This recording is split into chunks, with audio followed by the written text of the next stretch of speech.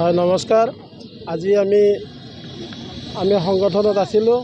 25টা বছৰ সংগঠনৰ কাম কৰি আজি আনুষ্ঠানিকভাৱে বিজেপিৰ নীতি আদৰ্শত সন্তুষ্ট হৈ বিজেপি দলত যোগদান কৰিছোঁ। মাননীয় মুখ্যমন্ত্ৰী ডাঙৰীয়াৰ নেতৃত্বত তামোলপুৰৰ এই পাটকিজুলিৰ যি মিটিঙত ইয়াতে আমি ভাৰতীয় জনতা পাৰ্টিত আনুষ্ঠানিকভাৱে যোগদান কৰিছোঁ। আগতে কি উদ্দেশ্য থাকিব?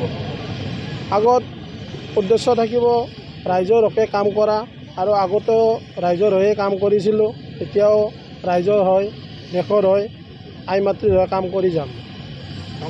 তামোলপুৰৰ উন্নয়নৰ ক্ষেত্ৰত বহুত কৰিব লগা কাম আছে।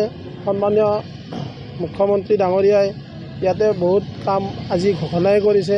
আমি তেখেতৰ লগত সহযোগ কৰি আমি তামোলপুৰখন কেনেকৈ আগুৱাই লৈ যাব পাৰোঁ, আমাৰ সন্মানীয় ইয়াৰে যি কেণ্ডিডেট আমাৰ বিশ্বজিৎ দৈমাৰী ছাৰ, তেখেতে জয় হোৱাৰ পিছত তেখেতক মন্ত্ৰী দিম বুলি ইয়াত ঘোষণাই কৰিলে। তো সেয়েহে আমি তেখেতৰ লগত লগ লাগি আমি সকলোৱে ৰাইজৰ হৈ কাম কৰি যাবলৈ আগবাঢ়ি যাম।